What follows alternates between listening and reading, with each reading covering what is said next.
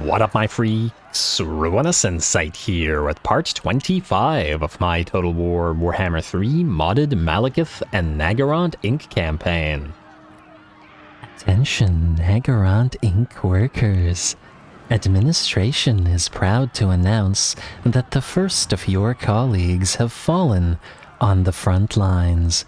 Without the chaff, productivity has risen by 0.3%. From everyone here in administration, may the value of your life provide more productivity than your death. Anyway, as we saw last time, Shell Raid defended against the armies of the Everqueen of Avalorn. We did manage to hold on, and the Twisted Glade remains ours, and the Sword of Cain has been acquired. Granted, not by Malekith, but that's just a matter of time now, since all we have to do is force the Shell Raid to die attacking another army, and then give Malekith the sword immediately after. Though I suppose if the enemy decides to return the sword, then we'd have to go to the Shrine of Cain to reclaim it. But either way we're looking good, because either we do that or the Shrine of Cain is pretty close by. Although, oddly enough, it doesn't provide any garrison, but then I guess nobody wants to garrison the place, so kind of makes at least some sense. Anyway, in terms of what we have to do this time around, well, there is plenty. We are preparing for the invasion of Ulthuan as soon as we can get to it.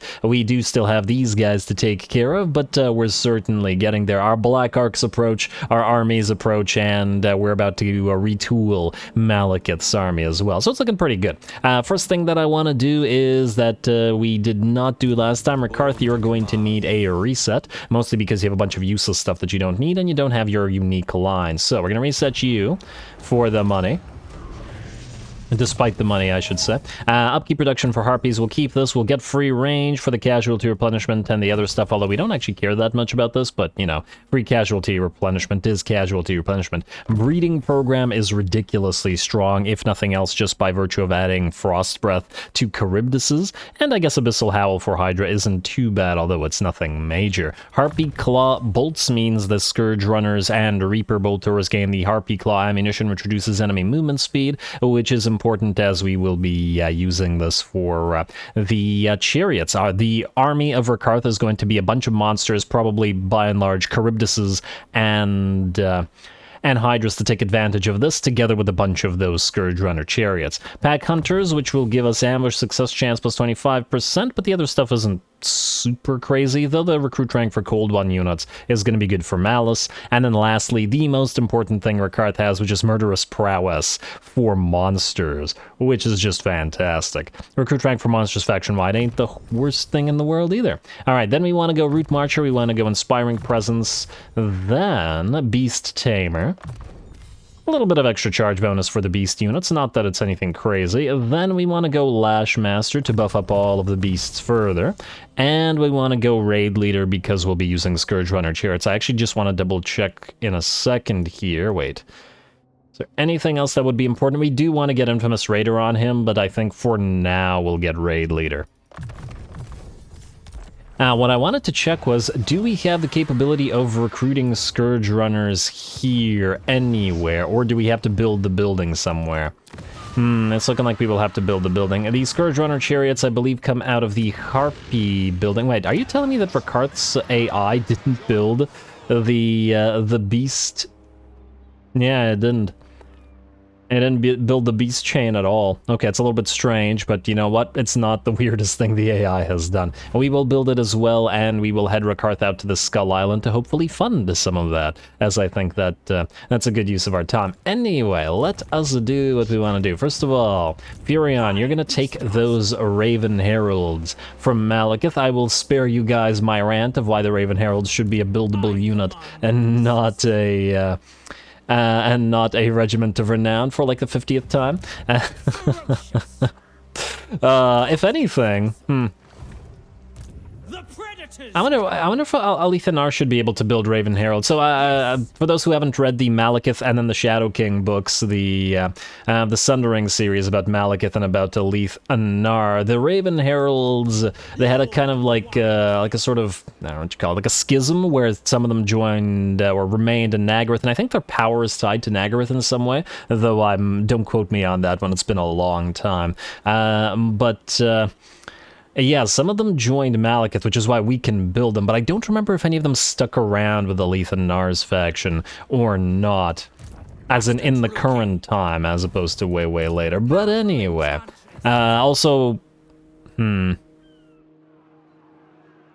Wait, you know what? I'm gonna double check that afterwards. I'm now interested. I'm just trying to remember all I can remember about the Raven Heralds in general as to why they are the way they are, in the sense that we can only build one. But I'm 99.9% sure that there is no regiment of renown like that. They're just individual units. Also, Malekith, which way would be faster? Like this or like this? I don't think it matters. Just go like this. Alright, away you go. Watch Morella attack us. Yeah, and also Raven Heralds, they can see the future and stuff, right? They're followers of Moriheg, the unique elven god, the crone, the raven goddess that can see fate and all that sort of stuff. Oh, right, yes, that was the power that fades when they're away from Naggarond. They lose the ability to see the future to some degree, I think. But anyway, let's move. Oh, I promised to spare you guys the rant about the Raven Heralds for like the 50th time, but apparently I lied. Well, too bad. Let's see, let's move everybody. R&D, you guys have to go to Ulthuan or to Albion or to somewhere where you can make use of your tech thievery skills. Malice, you are moving as well, because you're gonna try to get to... you're going to try to get to your army. We also want to build Sharky's army. Infernius, you... Alright, this place will probably generate decent amounts of money, so we're not going to go for these buildings here at Infernius. And Sharky, we want you to go somewhere where we can have a shade building. I think we'll replace the Messenger's Lodge House at the Blighted Grove and just build it there. Probably the best way to do it. Alright, which means, Sharky, you're going to move out this way, and since you have Shadow Dart, we'll most definitely be keeping you around. Let's see who else needs to move next. Recruiter Rivaris, you cannot move. Recruiter Asperon is currently recruiting, and oh yeah, look at that. Look at those bonuses we have to recruitment now. Malice is going, I'll love it. Beautiful. Alright, Hellebron, speaking of Malice, we should move his Black Arcs as well. And also, I swear we looked here earlier and I couldn't see this army. Weird. Did somebody move closer with the... Oh, it was probably because Furion was here and then moved with the Raven Heralds, and then he's going to move to Morathi afterwards. Yeah, that's fine. Either way, that doesn't change the fact that we have to land... Heck, this army was right there as well. Oh, wow, and it's Tyrion himself, too. I take it that we... Oh, we could reach them if we wanted to, and one of them's in march stance as well. Impossible. Don't get me wrong, I am tempted by this. I just don't think the Morathi would win this. I mean, she does have those shades, which is nice, but she does... Oh, actually... Wait. We still have Recruiter Asperon's army here. I was going to transfer those forces to Admiral Moksha, but we could attack together. Oh, this might be a good idea. Wait. Ooh, also, Val's Anvil number 2. What do you give us again? It's only upkeep for dragons. Yeah, okay, so the Dark Elf...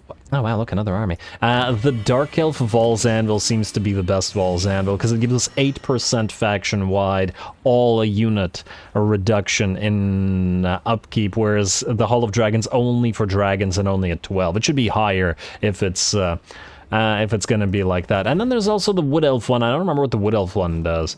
All those Val's Anvils. Everybody loves Vol, apparently. Except Kane, I guess. Anyway, let's move. You know what? We're gonna do this. We are going to give you levels, because this is going to be a tough fight, and it's gonna put us into a dangerous position as well. I guess you can get Shadow's Guard. What do you have again? Oh, right, you have Harpies of Naggarond. We're going to have to replace this assassin with, well, other assassins, but we'll do so later. Uriel Hydra Blood, you are going to go through...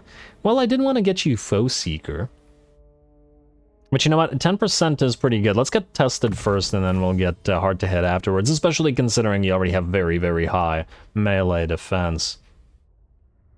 There's also that missile resistance on Morathi herself, which also does make sense. Anyway, Recruiter Asperon, I know you're not supposed to be a fighter, but, well, you're gonna fight. You are also going to get, I guess... now we're still gonna go Iron Disciplinarian and then into Draft Master. He's still a recruiter. That doesn't change anything. And Morathi, if we're going to fight, we're going to give you the Slanish's Harvesters, the Doomfire Warlocks. Very, very nice. And we'll get another Doomfire Warlock in here, and... So you will be replaced by another Doomfire Warlock, and I guess we'll replace this Shade with another, well, ideally Demonette, but also maybe a Death Hag, although the Death Hag wouldn't be invisible or unspottable like the Shades are. I'll have to think about that. Oh, also... That reminds me, well, I don't know why that reminded me, but Thus Sheldra, you leveled up to level 10. Now let's get you... I mean, we're going to get rid of this Lord anyway, because she'll never become immortal, and we have to lose the Sword of Cain. I mean, I guess in theory... No, just out of curiosity, because I never use the the martial name of powers for lords. I want to see what this can do for a lord. Improves the lord's own combat skills, just for fun. It's not like she has an army. What do we have here? Wormscale. Oh, Wormscale and Drake. Okay, those are the same ones that we can get on our heroes, so it doesn't make much of a difference by the looks of it. Oh well, we'll get Wormscale just to keep you a little bit stronger, especially considering you're a sorceress, and yeah, she actually really needed the melee defense and the armor. We also have another point. Student of the Dark Tower. Swell, vigor loss reduction. Alrighty, that will hopefully help for the siege there. In the meantime, Morathi and Asperon, you're going to go as close to these guys as possible without directly attacking them. So, like... Something about the zone of control circles has become really buggy in the sea. I'm not sure what it is, but they're like above the sea. See, what is this?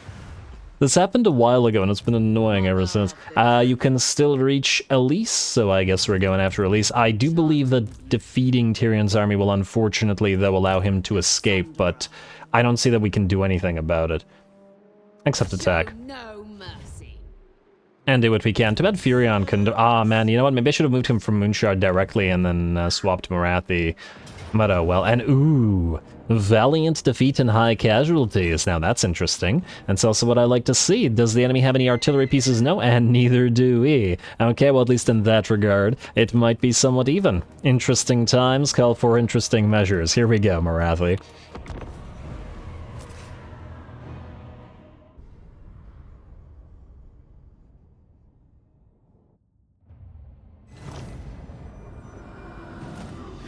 For Naggarond.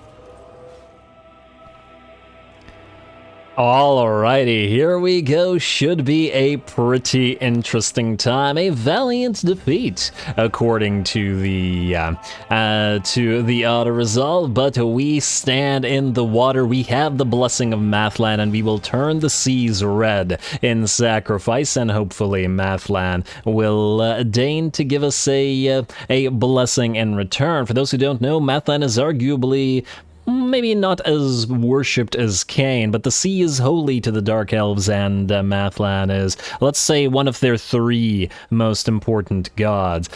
So yeah, you gotta give your blessings to Mathlan, and you would think that the Corsairs probably give blessings to Mathlan far more than they do to Cain.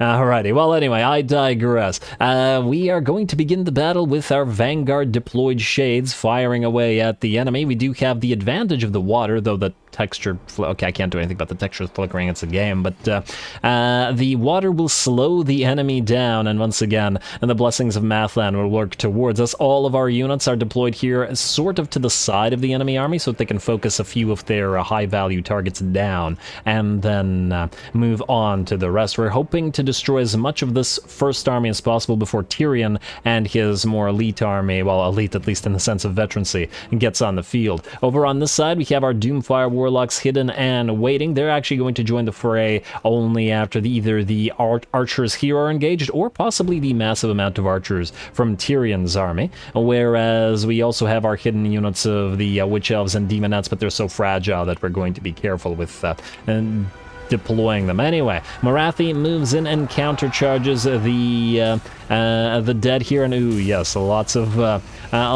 dead Illyrian Reavers in the sea foam there. Great Eagles also landing upon some of our shades. These are the non-dual weapon, the weaker shades that we have out front, and that's okay. Morathi will hopefully be able to deal with the Eagles while the rest of our units deal with the rest of the enemy. Here comes another charge of another unit of Illyrian Reapers, but darn, they're not going to get across the water.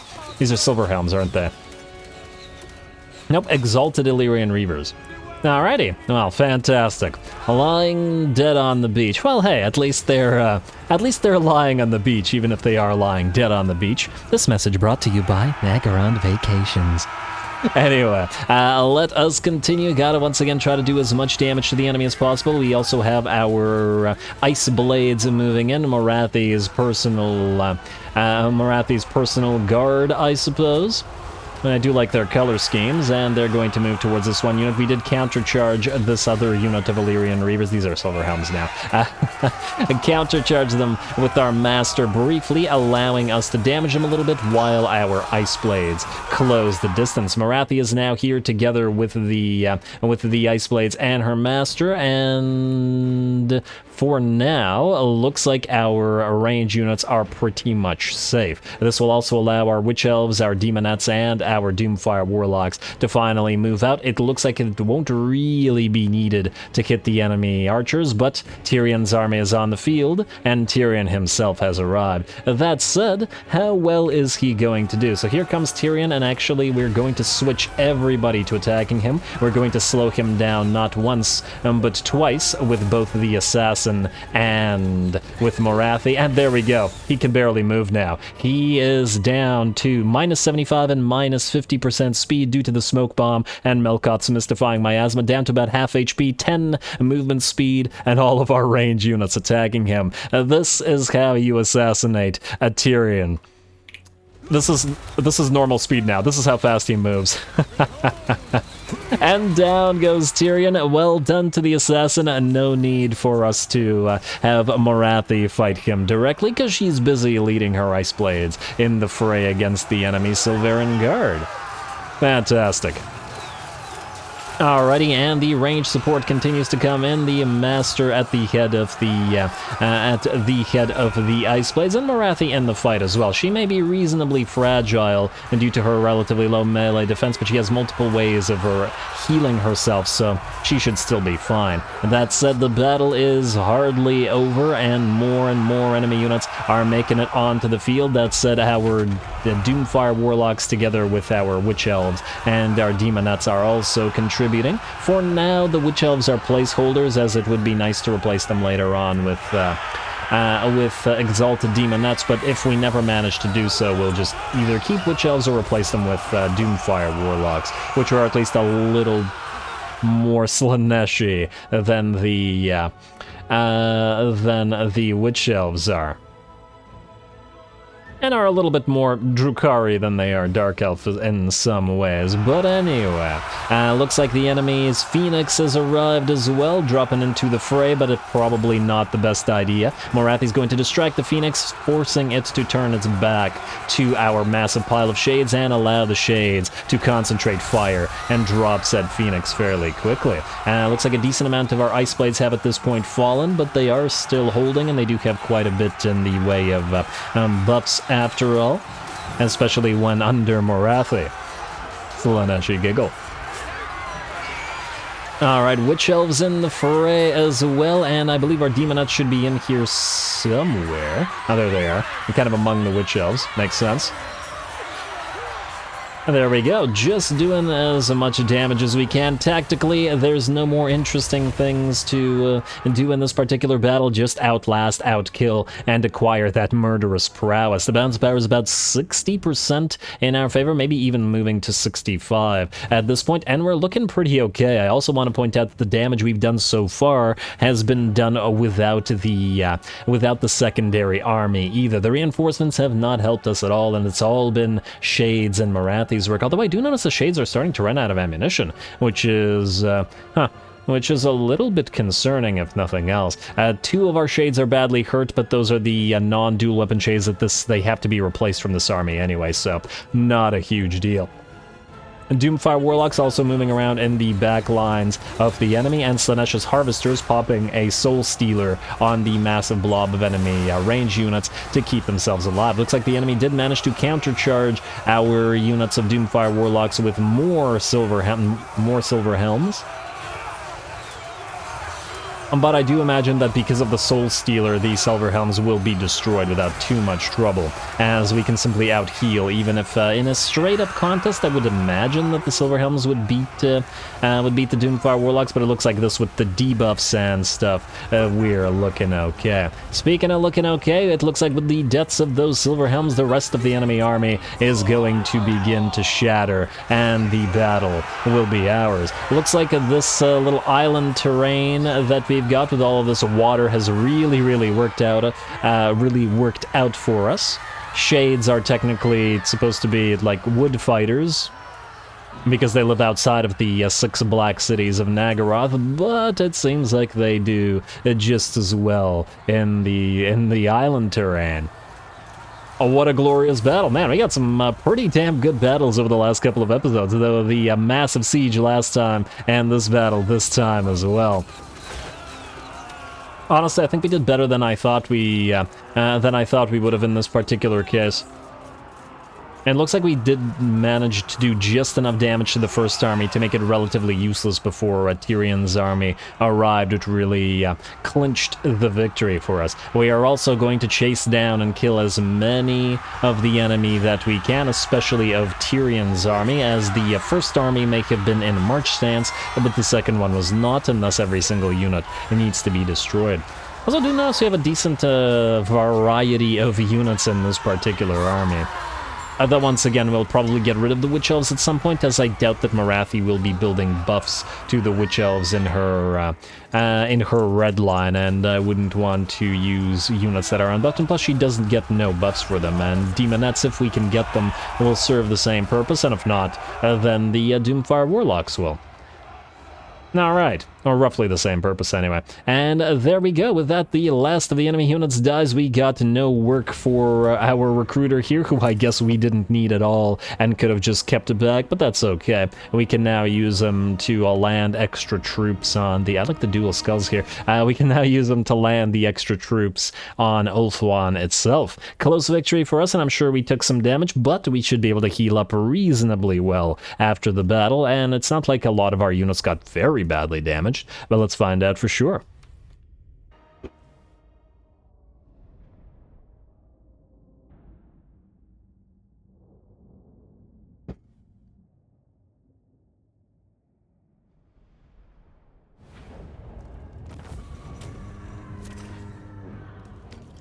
I'm sorry, they gave us 12 or 11,000 money. That was very nice, plus a little, oh wow, quite a bit of a bonus, in fact, for the slaves and for army replenishment, nearly to full. Well done to the Shades, though. You gotta admit, 30,000 damage, 27,000 damage, 32,000 damage, and this all without the upgrades for the Shades as yet. The 2 non-dual weapon Shades barely did anything comparatively, but they also got the most hurt, so shouldn't be surprising. We're obviously going to replace them with another Doomfire Warlock, and oh, with the Raven Heralds, that's what we're gonna do. Yes.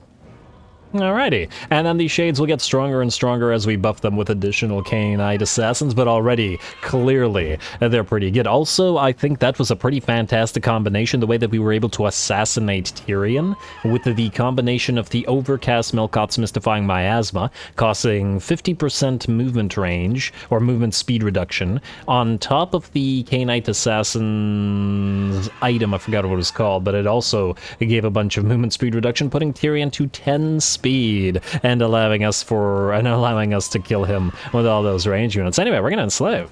Fantastic, and we did need all those extra slaves, so that certainly works out. Unfortunately, he is going to move out of our range, but well, it's not a huge deal. Melee attack, low recruit rank, and experience for units, and those armies are not sailing anywhere near us at the time. And oh, that also activated profit for us. Fantastic. Extra campaign movement range, and more importantly, control to continue counteracting our confederation. Beautiful. Beautiful indeed. Recruiter Aspiron, I guess you're gonna have to stay here for a little bit.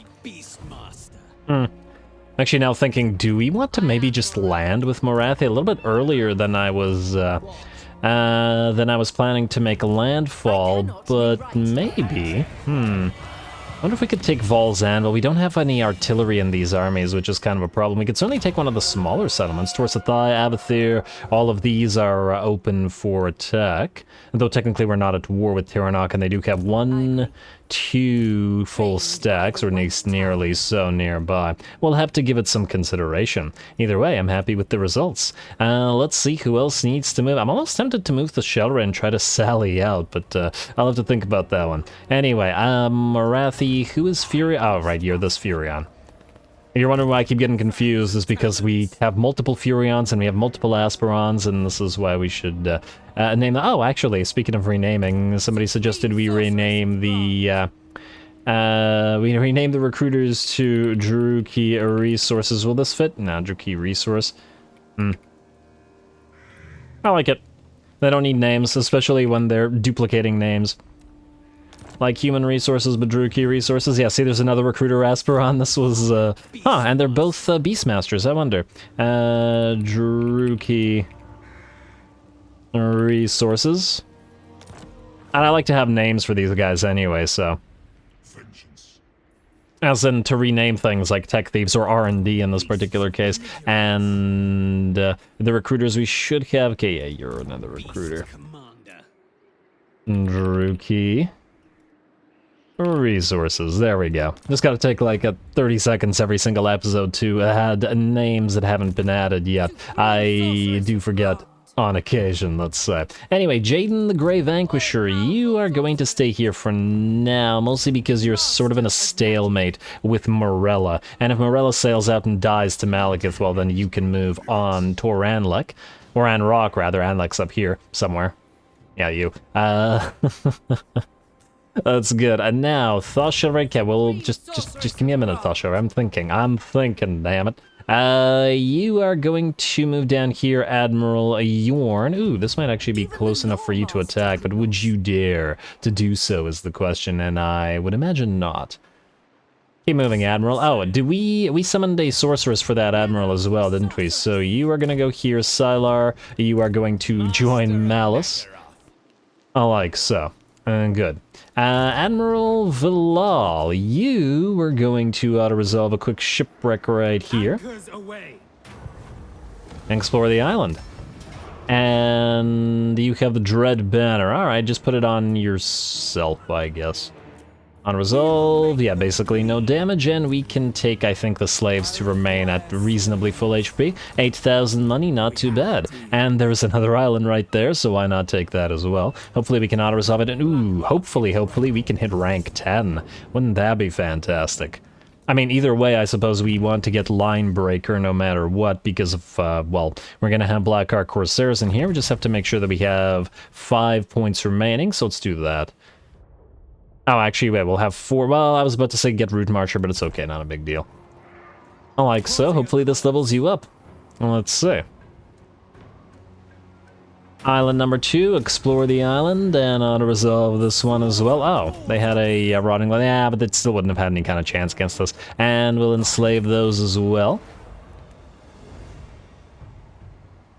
Fantastic. All right. We get it. You're going around.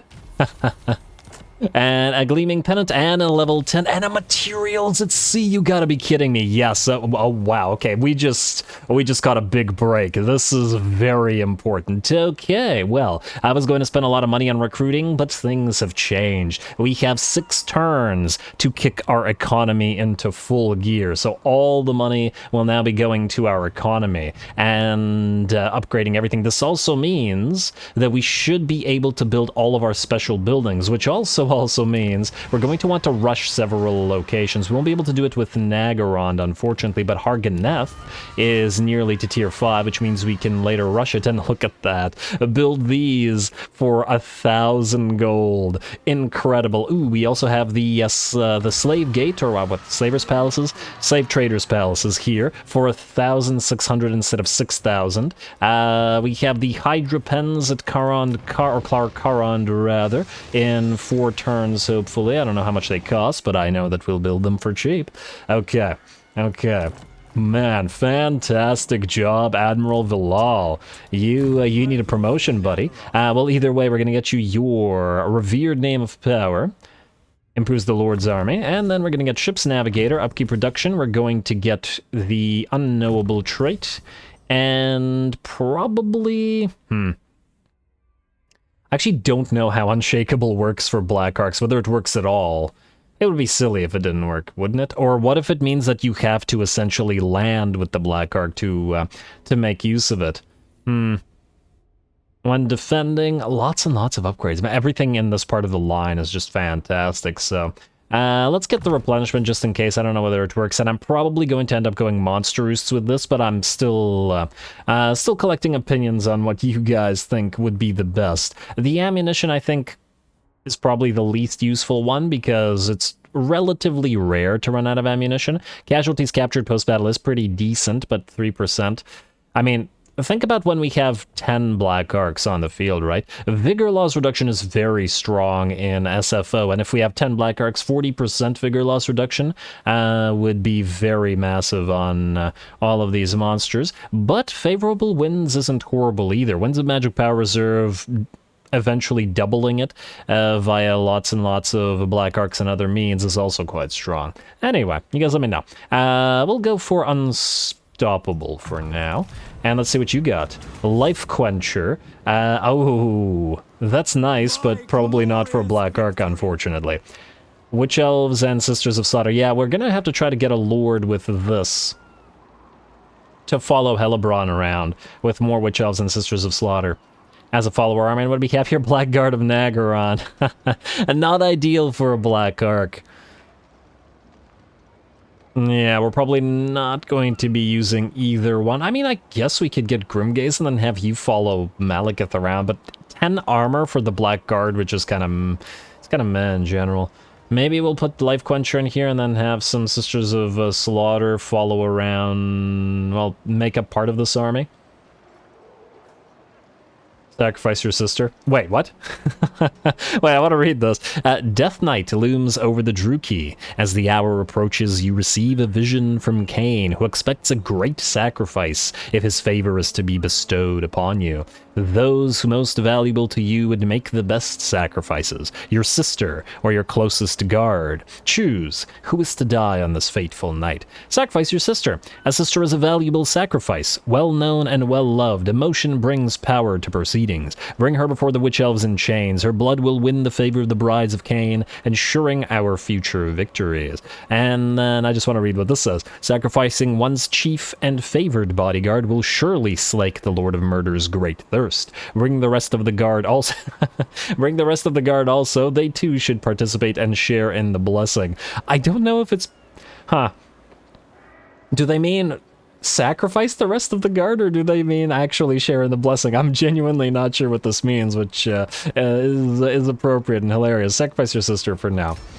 Oh, we might also maybe just reset this guy's thing, because this honestly doesn't really work very well for Black Arcs, because Black Arcs want to use Corsairs. Though I suppose on the other hand, the missile resistance might not be the worst thing for Sisters of Slaughter. I'll think about it. On the other hand, it might be nice to have various different types of Black Arcs instead of them all just having Black Arc Corsairs. Also, do we want to... You know what? I was going to say go into March stance or full speed stance, but I don't want to risk Admiral Valal dying now. I'm attached to him since he found that...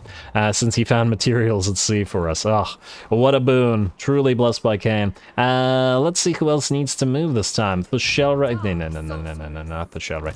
Steven Segales. Where do we have another... Temple of Cain built? Ooh, do we have to... Man.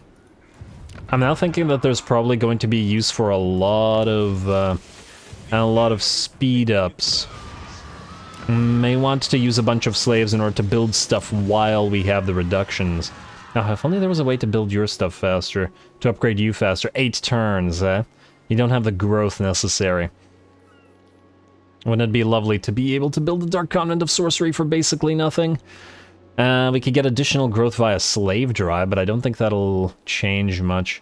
Well, give it a try. 7. No, we need this to be 5. If we don't collect the income, it'll give us another 50, which will give us 1 extra turn, but it's not enough. Do we have ancillaries on these guys? Yeah, and sorry about this, guys, but this is going to mean we're going to have some admin to consider. Because this is going to be an important portion of the campaign. Well, I guess so is the invasion of Ulthuan, but you know what? A good economy will kickstart that. You can just stay here, Steven. I don't know where to put you. Oh, you know what? In Dagrak's End, we'll probably want to build the Temple of Cain, so let's put you out there as well. And, oh, look at that. 2,000 gold for an upgrade. Alright, well, let's keep going. For now. Bane, Movar, Arat, Raman, Valahwir. Look at all of these masters we have everywhere. One of you stay here, one of you is joining an army. Who are the rest of you? Arat, you know what? Stick around here until we're ready for an army for you. You're kind of in the same way, Ramon, or whatever. Let's keep you here, and then Valahwir is also here. Once again, the reason I'm not deleting these guys, despite the fact that they're costing us like 500 gold per turn, is that our capacity for masters right now is at like 15 out of 6 or something silly like that, so we can't build anymore. Where can we even build them? Just want to double. It's 16 out of 5. Okay, 15 out of 6, 16 out of same thing. Close enough. Leave me alone. Don't at me. Okay, anyway. That is that for that. Now... research, we do need to do research. Let's see, there was something useful that I wanted to get here. We could get bolt cartridges to power up our Reaper bolt throwers, which we are using in quite a few armies. We have naval training ain't horrible.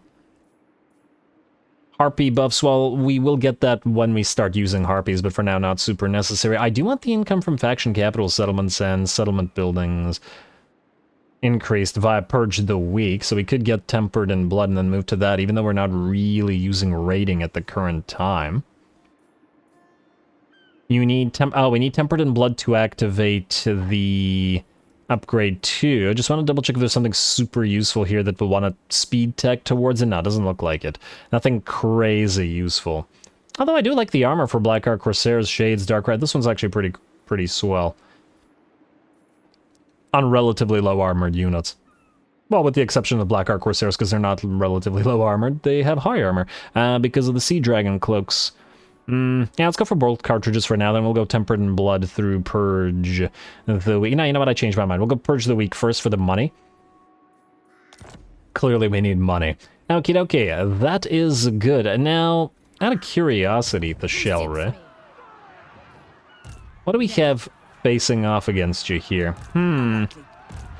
There's a little army and a little army, eh? You know what? Maybe we'll actually sally out next time and fight this. I'm tempted. We do still have a decent amount of forces, and we do have an army and march chance. It's just that we wouldn't have time to fight this battle right now, especially since the Shellray is going to have to do a lot of the work. Let's just double check our Diplo as well as our... okay, nothing important, I should say, in Diplo. And let's start building the important things. So... Slavers' Palaces. We're gonna go for Slave Drive here to reduce the construction cost further and build you at 1,200 money. Ah, the money saving. 900 for Dread Bulwark. And let's see, we could build a very cheap Sorceress's Abode. We could build a cheap Tower of Dark Rituals. Both are useful. We will also want to build the execution blocks for an auction blocks, of course, here. In theory, the Tower of Dark Rituals is going to be the most expensive building here. So assuming that we build one building, we have 3 spaces. So 1, and then 2, and then 3. It'll mean no room for a Temple of Cain, unfortunately. But you know what? Maybe in Naggarond it does make sense not to have a Temple of Cain, as the place is... the place has so many slaves, and the temple would just be sacrificing them constantly. It's kind of counterproductive. Tower of Dark Rituals first. Kind of makes sense for that to be here in Naggarond as well. Anyway, that was important. Now, Hargoneth. Now, we don't necessarily have to do this immediately as an upgrade you, but if we upgrade you right now, we'll have the ability to start building the auction. Well, yeah, you know what? Let's do it. Just got to be careful with our slave income right now. We'll build the auction blocks for 2,000 gold. A lot cheaper than it would normally be, but more importantly, build the Fiery Pits of Sacrifices, which is more post-battle loot. Corruption reduction, Hargoneth Executioner cost reduction. We're gonna definitely have more executioners around, so Fiery Pits of Sacrifice. And then the second thing should be Witch Elves and Sisters of Slaughter, yeah. And a ton of control in this particular place. Not that we have torture posts here, though we probably won't need them here after a while either. We'll have to deal with it. Ooh, we should also upgrade these. Oh, look at that. Slave districts for only 800 money. Oh, materials at sea. I love you. All right, Tower of Dark Sorcery for you. And then the last thing that we want to build at Hargoneth is probably going to be the Tower of Dark Rituals. Yeah, we could build the Dread Manse for the locations, recruitment numbers. I think we're fine with the Tower of Dark Rituals, because we want these everywhere. 1 for the Winds of Magic Power Reserve, and 2 for the Black Arc buffs. And oh, this actually gives us the local recruitment capacity as well, just like the Dread Manse does. So, you know what? That's fine. That's perfectly fine. Alrighty, let's see what else we have. Petrified Forest, we can now build you at 450, and we could pop that Slave Drive. In 6 turns, oh, just a little bit short on the growth. I wonder, how much more growth would this give us? Not enough, probably. It doesn't look like it, anyway. I'd love to build the ancient city of Quintex with the reductions, though. If only we could get this in 5 turns.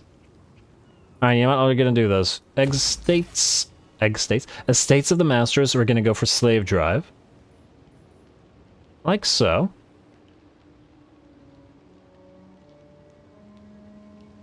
This better work. 6. Okay, what about if we do this? 5. There we go. Perfect. Alright, which means we'll be able to immediately upgrade the ancient city of Quintex and the Dark City, while we still have materials at sea. Alright, you know what? Anyway, there's probably a decent bit of admin left, but I think I'm going to leave it to next episode. I don't want to have just like a massive amount of admin at the end of this. Plus, we had a pretty glorious battle with Morathi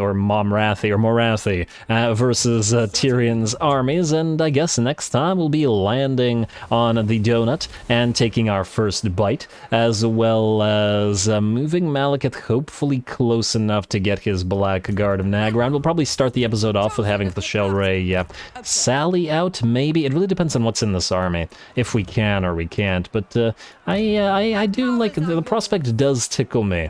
I'd like to make use of the Sword of Cain. Too bad she's not on our Black Dragon, but oh well. Might still be decent enough with them and March Stance and us still having a decent garrison. Anyway, more Malekith to come, and, well, lots and lots of stuff to do, so stay tuned for it. Blessed be the materials at sea for kickstarting our economy. All glory to the algorithm. Don't forget to leave a like and comment, especially to Threshold. And thanks for watching.